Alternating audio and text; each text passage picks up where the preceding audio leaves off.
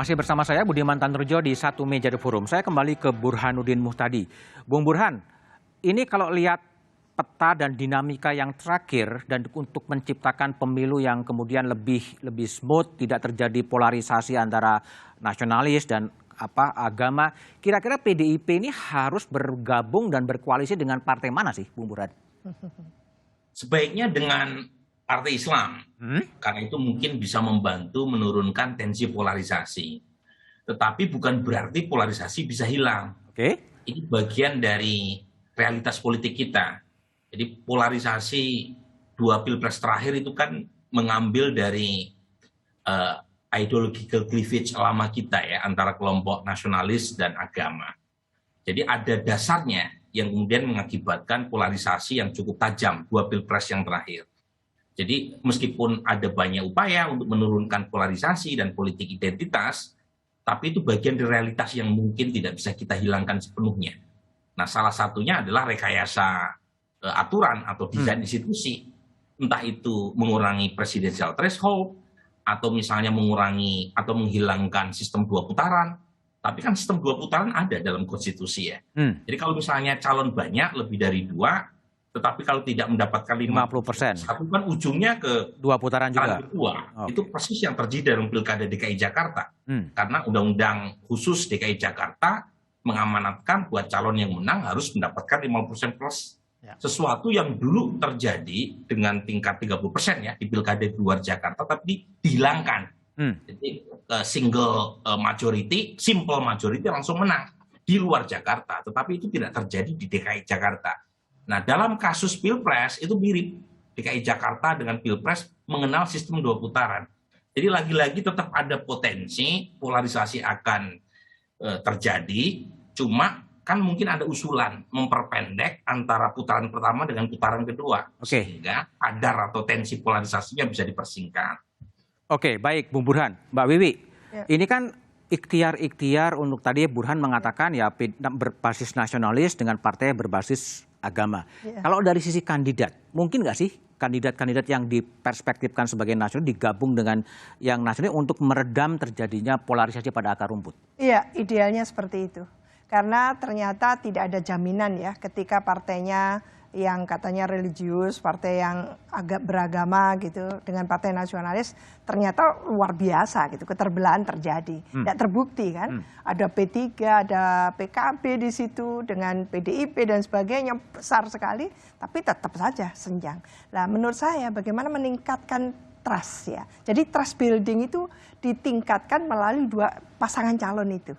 Jadi calon RI1, calon RI2 ini merepresentasikan secara serius gitu ya, bahwa dia ini sedang menjadi duit tunggal untuk... Siapa itu? Kira-kira menurut kalkulasi Mbak Wiwi sebagai peneliti politik, ya, yang bisa tokoh-tokoh yang kemudian bisa merepresentasikan kekuatan nasionalis dan kekuatan agama, dan itu bisa sedikit meredam polarisasi di tingkat bawah. Iya, bagus sekali ya.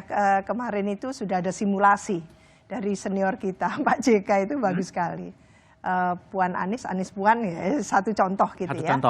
Satu contoh itu.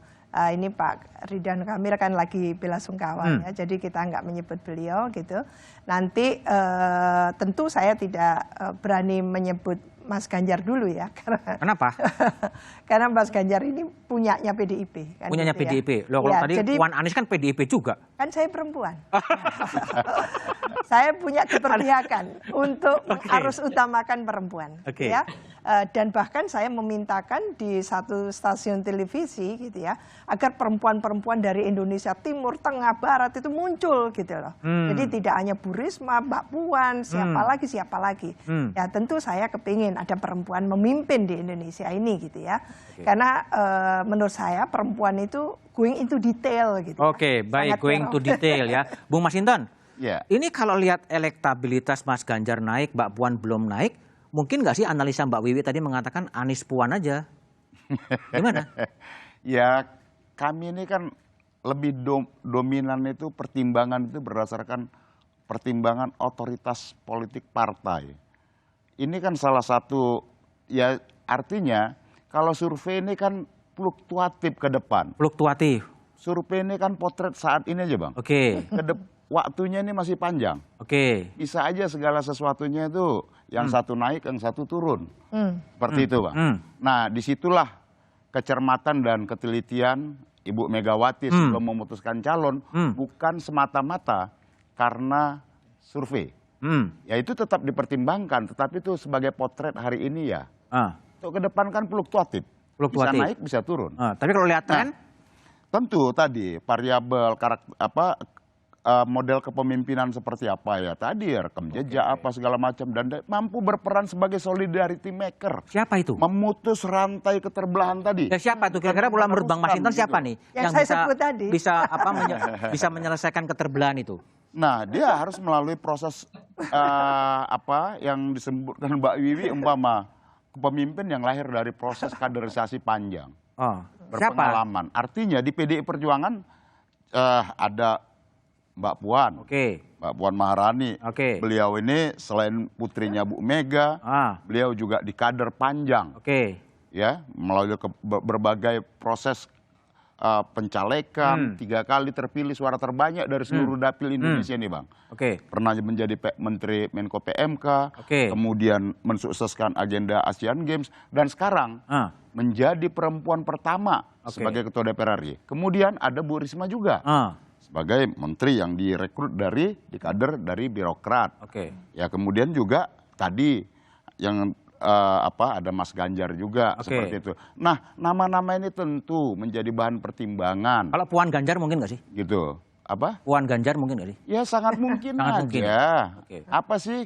Toh itu semua kewenangan di Bu Mega. Artinya Bu Mega sedang mempertimbangkan mana sih yang memenuhi karakter ini dan mampu menjalankan politik kebangsaan itu dengan jalan politik Trisakti itu. Berdaulat bidang politik, berdikari di bidang ekonomi, berkepribadian bidang kebudayaan.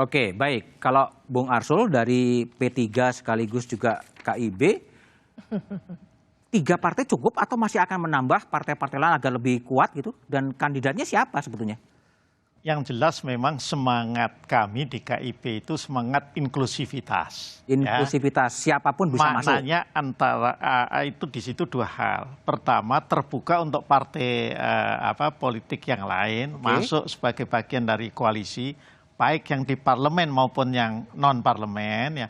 Yang kedua juga terbuka tentu untuk semua calon. Tetapi memang sekali lagi ada semangat, Mas Budiman, di antara kami, ya, bahwa siapapun yang akan jadi capres, ya mestinya harus mengalami proses meskipun singkat perkaderan di partai politik. Sehingga kemudian tidak terkesan terus-terus timbul ya suudon atau stereotip bahwa partai politik itu pragmatis. Ya, asal segala sesuatu diselesaikan secara material maka kasarnya bisa dibeli lah. Kami kan tidak ingin seperti itu juga ya.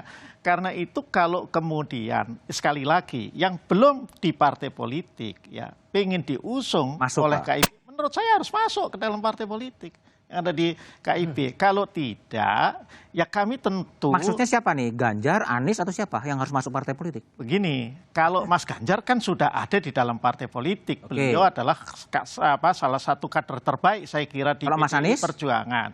Mas Anies belum, Pak Ridwan Kamil belum, Bu Hovifah belum, Pak Erik belum. Yang sudah kelihatan yang selalu disebut-sebut itu baru Mas Ganjar sama Bang Sandi Uno, dikira. Nah, jadi menurut saya proses-proses itu harus diakui ya.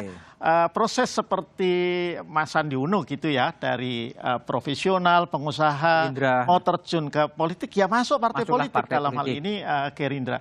Nah, saya berharap seperti itu sehingga ada penguatan terhadap partai politik. Ini tidak sekali lagi hanya sekedar kendaraan tumpangan. Baik Mas Arsul, Mas Burhan terima kasih, Bung Masinton dan Mbak Wiwi terima kasih telah bergabung di Satu Meja The Forum. Pemilu 2024 mulai mendekat. Tahapan pemilu telah disepakati. Persaingan elit pun kian meningkat. Namun publik hanya berharap bukan hanya kompetisi dan kontestasi dalam pemilu 2024. Tapi juga yang terpenting adalah bagaimana menjadikan pemilu 2024 sebagai sarana rekonsiliasi akar rumput. Demikian Satu Meja The Forum malam ini. Sampai jumpa pekan depan. Selamat malam dan terima kasih.